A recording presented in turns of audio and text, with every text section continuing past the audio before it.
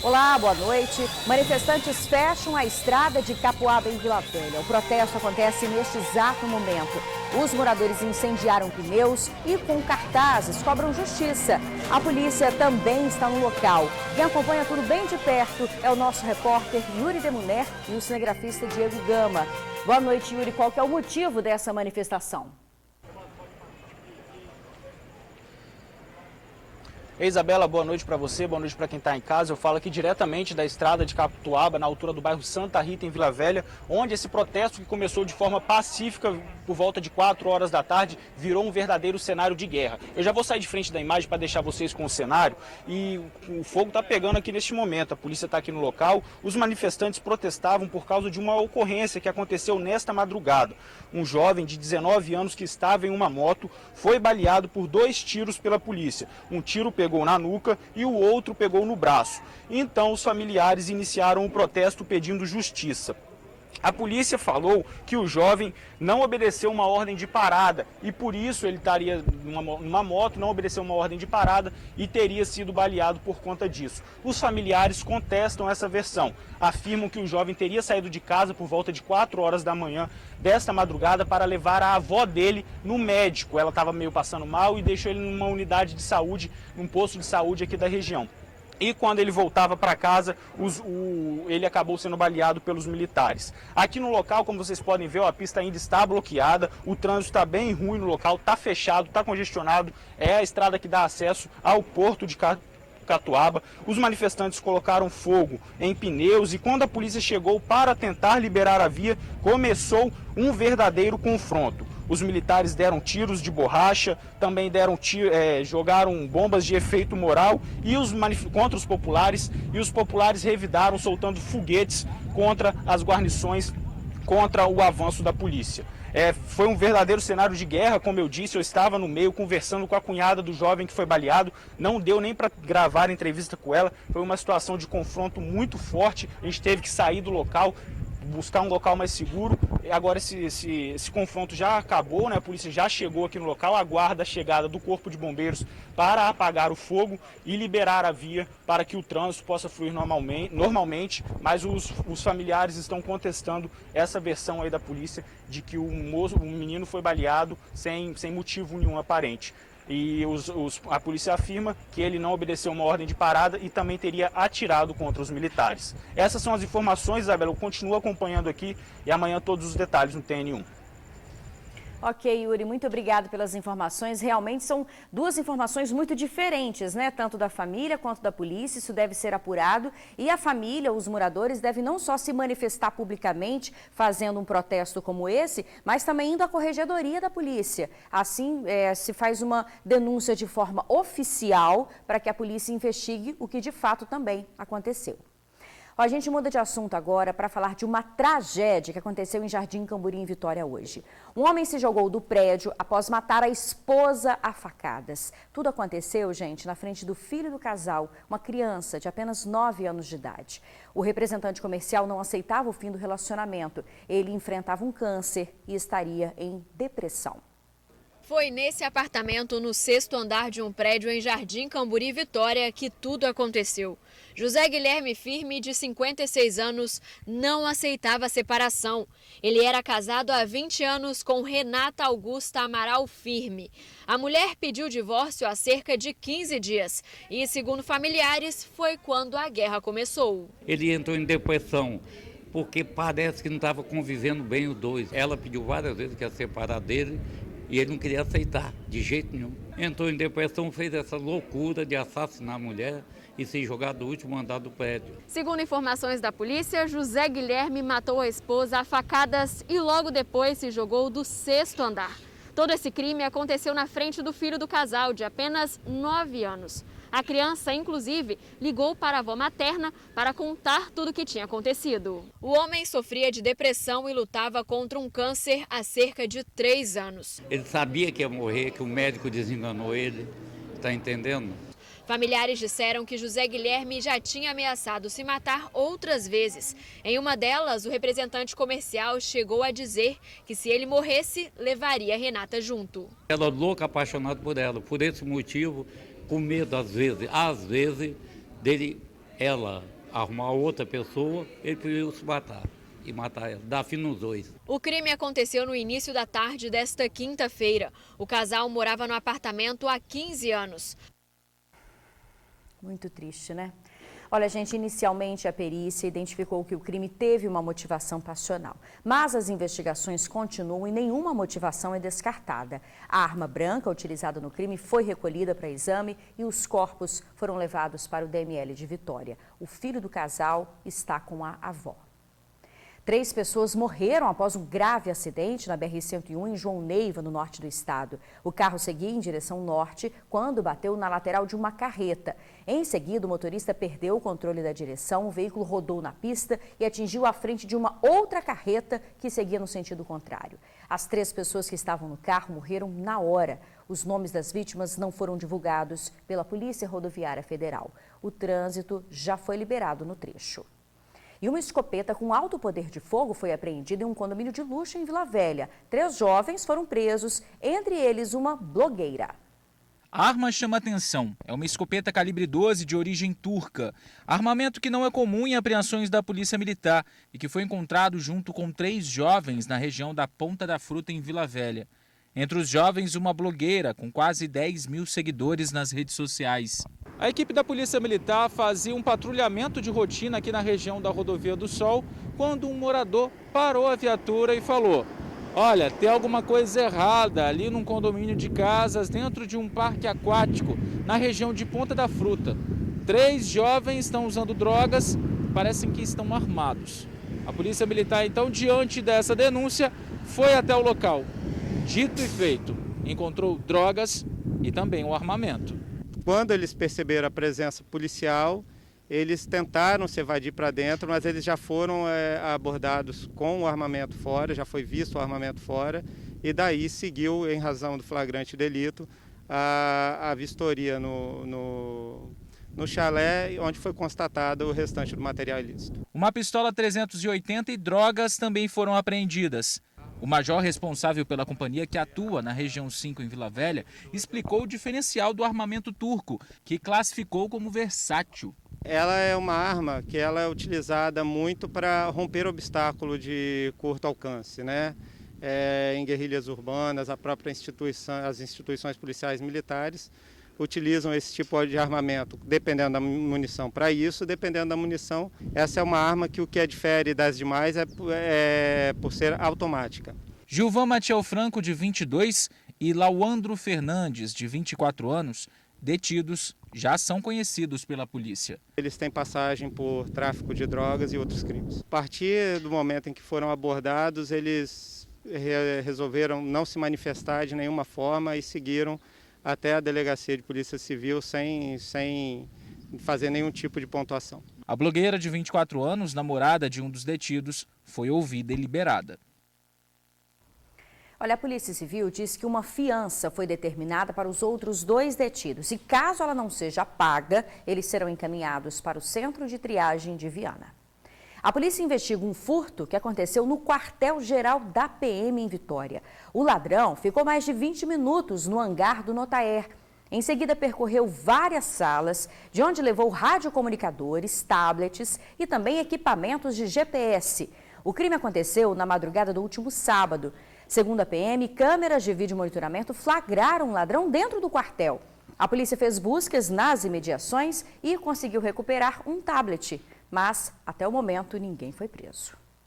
E o Estado tomou um prejuízo de mais de 20 milhões de reais de empresas de azeite. A polícia descobriu a fraude que estava sendo cometida por 4 empresas capixabas. Além de não pagar imposto, elas também deram prejuízo ao consumidor. Vendiam óleo no lugar de azeite. O que era para ser azeite era óleo. Foi com essa denúncia recebida em 2016 que a Polícia Civil começou a investigar. E na última terça-feira iniciou uma operação que resultou na apreensão de mais de 1.000 frascos do produto. Uma organização criminosa tem adulterado azeites de oliva e tem vendido como se fosse o azeite de oliva extra virgem, sendo que na verdade se tratava de óleo. Com o desenrolar de toda a operação, da investigação, a polícia descobriu que entre os produtos com irregularidades haviam 5 marcas de 4 empresas capixabas. Inclusive, um cubano que seria responsável pelo esquema foi detido e 3 passaportes de pessoas envolvidas apreendidos. Todos os envolvidos do Estado tinham descendência cubana. Um dos integrantes que, em tese, seria o organizador para a venda de todo esse produto. Os outros responsáveis diretos tiveram os passaportes recolhidos, estão impedidos de deixar o país. Para você de casa entender o que aconteceu, é o seguinte: o consumidor ia ao mercado, comprava a garrafa de azeite por 8 a 10 reais. Achava que estava levando esse produto, azeite. Só que, na realidade, o que tinha dentro da garrafa era óleo, que normalmente é vendido de 3 a 4 reais. Além do prejuízo para o consumidor, há suspeita que essas empresas também causaram um prejuízo milionário aos cofres públicos. Elas eram responsáveis pelo não recolhimento de ICMS, causando um prejuízo de quase 20 milhões ao erário do Estado. Na operação, que cumpriu 5 mandados em Vila Velha e Cariacica, a polícia também apreendeu carimbos, celulares, computadores. O material pode ajudar a polícia a ter mais detalhes sobre o esquema. Inclusive, outras marcas de outros estados também apresentaram adulteração. Agora nós vamos tentar identificar se outras marcas ligadas a essas empresas são colocadas no mercado, se elas têm também essa mesma característica de suposta adulteração e se os estabelecimentos comerciais que vendiam esse produto, eles tinham conhecimento de que esse produto tinha essa inconformidade. Então, vamos investigar se os supermercados sabiam dessa adulteração e se eles foram vítimas. Brincadeira, né? O azeite já está caro, você ainda compra pensando que é azeite, é óleo. Olha, os envolvidos podem responder por crimes contra o consumidor pela adulteração de rótulos e também crime de relação de consumo por vender o óleo no lugar do azeite. Um homem foi preso na BR-101 em Viana após importunar 2 passageiras e se masturbar dentro de um ônibus que vinha de Minas Gerais. O suspeito entregou este bilhete para 2 mulheres que embarcaram em Manhuaçu. As vítimas contaram à polícia que ele já estava no coletivo e trocou de poltrona para sentar atrás delas. A mulher mudou de lugar para se afastar do suspeito, porém, por 2 vezes ele também mudou de lugar e ficou atrás das 2 passageiras. E em seguida começou a praticar o ato sexual.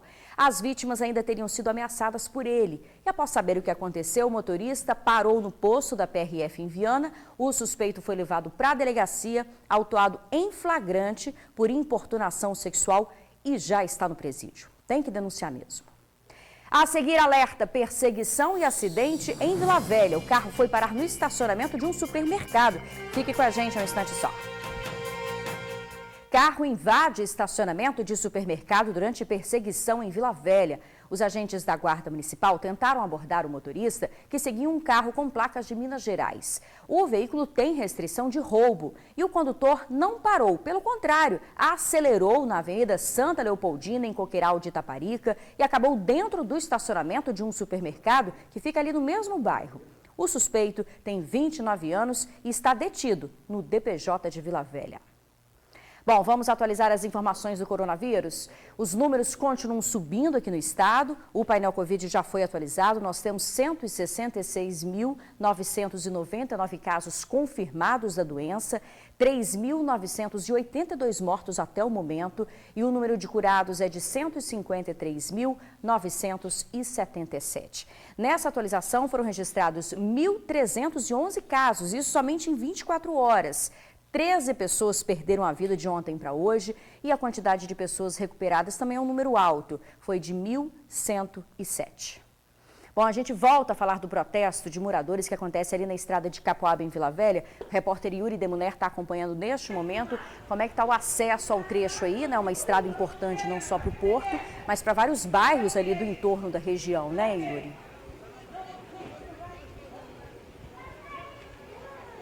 Isabela, é isso mesmo, a estrada continua bloqueada. Eu falo aqui diretamente da estrada de Catuaba. Esse protesto começou por volta de 4 horas da tarde.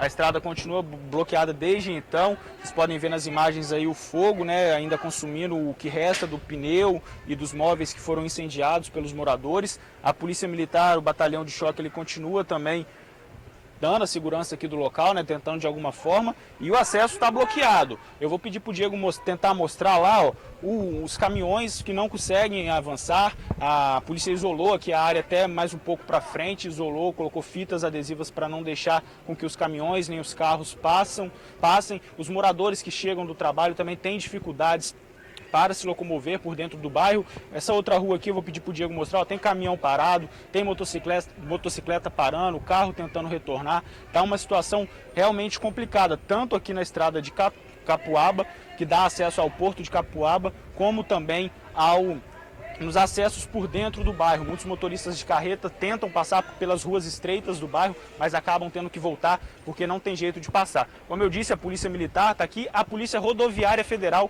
também está aqui no local, porque é uma estrada federal, né?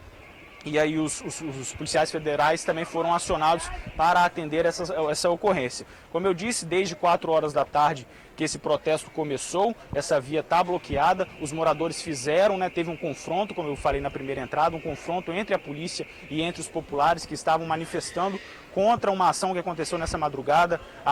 Um jovem de 19 anos foi baleado por militares e eles protestaram durante por mais de 3 horas até que teve esse confronto e tudo se dispersou, mas aqui continua tudo bloqueado aqui na estrada. Isabela, eu volto com você aí no estúdio. Ok, Yuri, muito obrigada pelas suas informações. Então, quem puder, não passe pelo trecho, é complicado. Na estrada de Capuaba só tem esse acesso ao porto. Os moradores do entorno com certeza vão pegar esse reflexo do trânsito, mas com essa chuva que a gente viu que começou a cair, deve espantar também um pouco mais essa manifestação. E reforçando, o jovem continua internado, o tiro foi na cabeça, segundo os familiares, a gente teve contato com eles mais cedo, né? A gente vai continuar acompanhando essa história e a família deve também procurar a corregedoria da polícia. No próximo bloco, as atribuições dos candidatos nessas eleições municipais. A gente quer saber, você sabe qual que é o papel do prefeito e também do vereador? A gente esclarece já já. Eleições 2020. A escolha este ano nas urnas é para prefeito e vereador da sua cidade. Mas você sabe qual é a função de cada um? Nós fomos às ruas ajudar a esclarecer. Neste domingo é hora de tirar o título de eleitor da carteira e ir até as urnas exercer nosso papel de cidadão. Esse ano as eleições são municipais e nós vamos escolher nossos prefeitos e vereadores. Mas e aí? Você sabe o que cada um faz? O vereador, ele tem que olhar pelo município, fazer alguma coisa pelo município, né? Fazer leis que melhoram o município. Ele cria as leis, né? Fiscaliza, né, o que o prefeito faz. Tem gente que anda meio desacreditado da política. O nosso amigo aqui diz que tem candidato que só aparece em ano de eleição. 3 anos distante, 3 anos e os meses.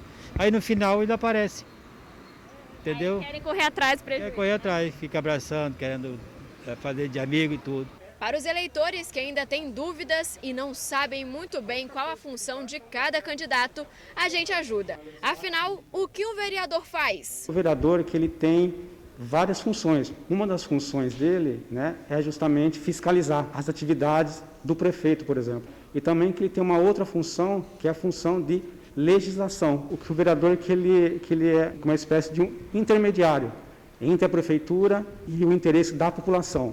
Bom, agora que já entendemos a função do vereador, vamos ver a do prefeito. Afinal, um depende do outro. O prefeito que ele tem o papel de estar administrando, né, o município, né? Ele que é o ator político que vai estar representando que é o município, né? E também que é o ator político que vai estar propondo, né, mudanças, por exemplo, no saneamento básico. Dia 15 de novembro, nós vamos às urnas escolher os nossos candidatos. E é importante, além de sabermos as funções, a gente também cobrar todas aquelas promessas que eles fizeram durante toda a campanha. Conheça bem os candidatos, as propostas e vote consciente. Afinal, são eles que vão nos representar e nos dar voz durante esses 4 anos. É muito importante que o cidadão, né, que ele vá até a urna, né, e faça, né, a sua escolha adequada para poder estar legislando para o futuro da cidade. Se você vender seu voto, né, e você não fazer por onde você votar naquele cidadão e cobrar dele, eu acho que vai tudo por água abaixo. Tem que ficar de olho. A gente fica por aqui, uma boa noite para você e até amanhã.